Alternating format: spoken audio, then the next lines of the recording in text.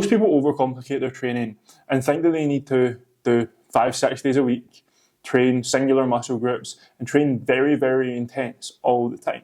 However, that isn't true. So in this video, I'm going to give you a 3-day-a-week structure that I give to beginners to intermediates to see they get phenomenal results.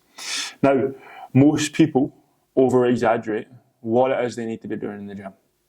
So we're going to cover compound lifts, why you need to go heavy on them, how to be smart with your isolations, and how to make sure you're hitting every single muscle group balanced throughout the week.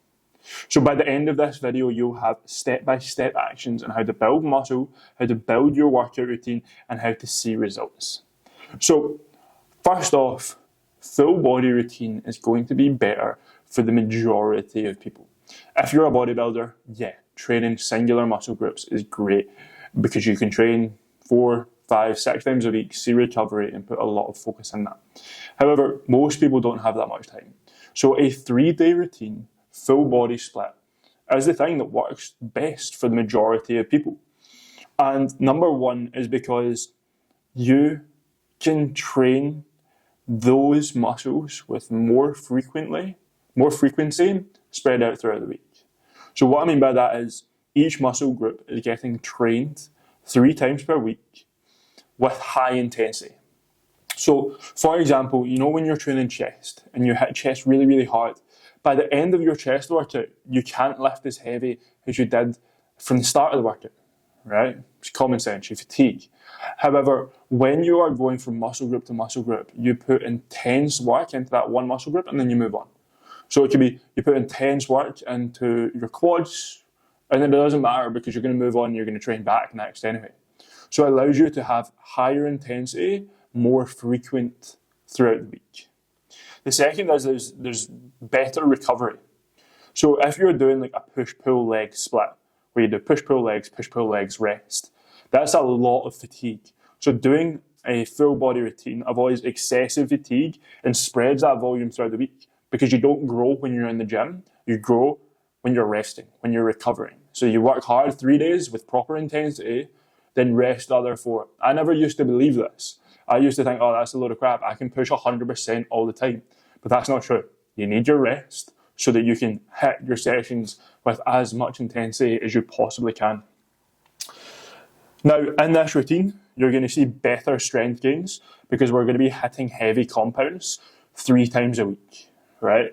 So that's going to mean that you're going to see more progress with your strength much, much faster instead of relying on that maybe push-pull leg split where you're not really hitting that many compounds. And then this routine is more effective for people that are busy, like I said.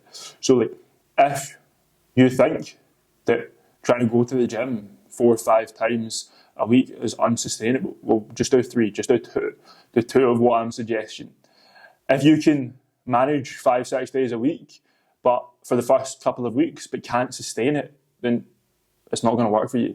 So start off with 2 or 3 sessions, right? So we're going to start off our workouts with a heavy compound movement, right?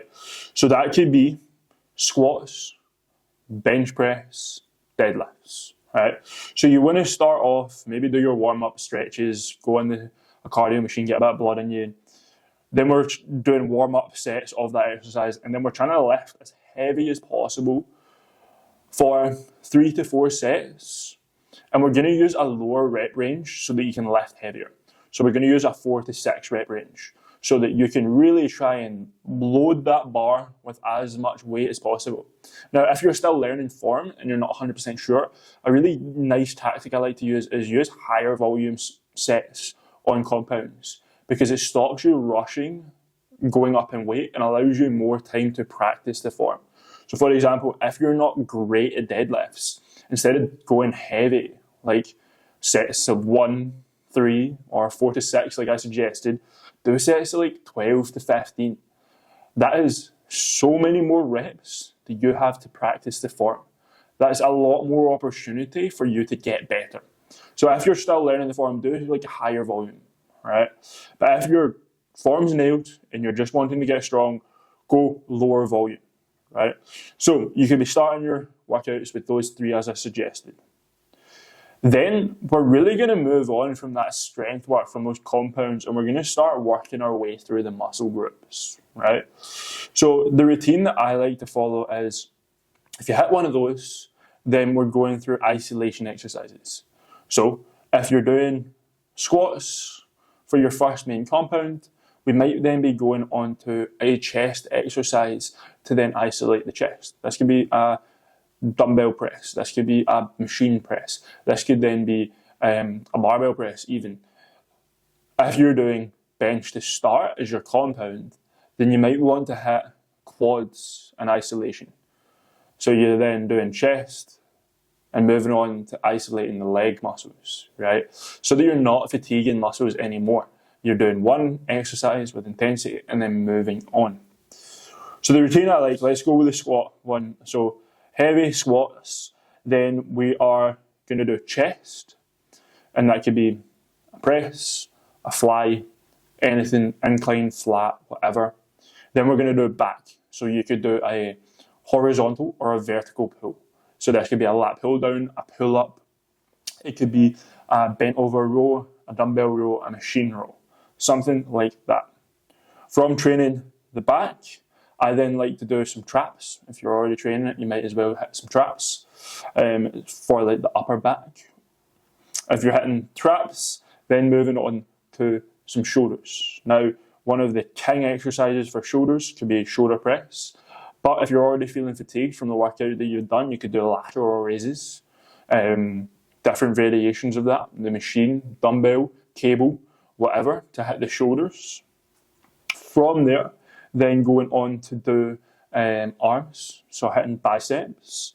And we want to make sure we're training them in different length and state, so behind the body, by the body, in front of the body. So that could be incline curls on a bench, that could be normal standing barbell curls, or it could be preacher curls. Moving on to triceps, same thing. You could do overhead movement, skull crushers, overhead extensions in front of the body, skull crushers, or by the body, which is press downs.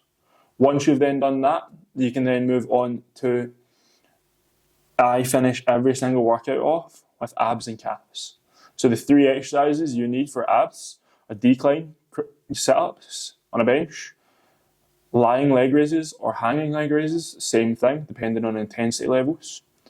And then cable crunches for a really heavy crunch movement. And now we have literally trained everything. You've trained your legs in squats. You've then done chest, back, shoulders, arms, abs, calves.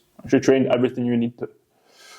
Again, just be sensible, be smart, work the body out, figure out how you're going to train every single muscle. Start off with compounds. For those isolation exercises after the compounds, I like to use a slightly higher rep range of like 8 to 12 reps. So you have plenty of time to squeeze the muscle, contract. You have opportunity to go heavier if you're going for like 8 reps, but you have opportunity to go a wee bit lighter and focus on tempo and control if you're going for those 12 reps.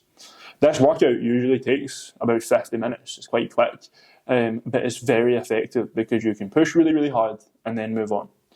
So if you are going for a chest exercise to start, or your compound being potentially upper body, then I would do quads, hamstrings, then back, then shoulders, then arms, abs and calves. So you're literally just like, think about the body, all the muscles, and just going through like tick boxes to make sure everything is getting trained.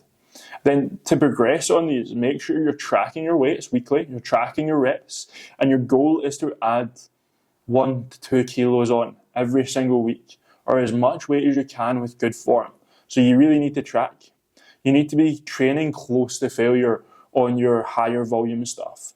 So those last 2 to 3 reps should be extremely challenging. And stick to this plan for 8 to 12 weeks so that you can see progression. Once you write this down or put it in an app, make sure that you're sticking to it.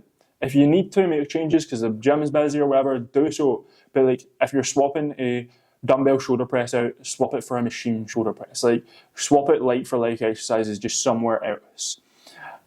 So stick to it so that you can see progression in these lifts. And then make sure that you're optimizing your recovery, because as I said, like, you don't grow in the gym, you grow when you're resting. So sleep 8 to 9 hours. Make sure you're eating in a calorie surplus with good amount of protein to grow. So 1 to 1.2 grams per pound of body weight of protein. And that way you actually have the fuel to build the muscle from these workouts. Because remember, you can work out all the time, but if you're not eating right, you won't grow any muscle. So make sure that you're just keeping things simple. Don't overcomplicate it. Don't follow bizarre workouts online. Just train your body how it should be trained. One muscle group at a time, training hard with intensity. So follow this, and I guarantee your strength will boom, your aesthetics will boom, you'll grow muscle, you'll build lean tissue mass quickly.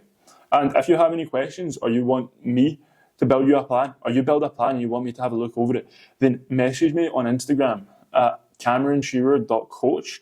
I'm absolutely willing to help you out. If you've got any questions, fire them there. I've got plenty of guides I'm more than happy to give out to make sure that you're on the right direction. Things like nutrition can be very, very complicated, so I'm more than happy to calculate your macros, calculate your calories, and send you over a detailed explanation on how to do so. Have a fantastic day, and I'll catch you in the next one.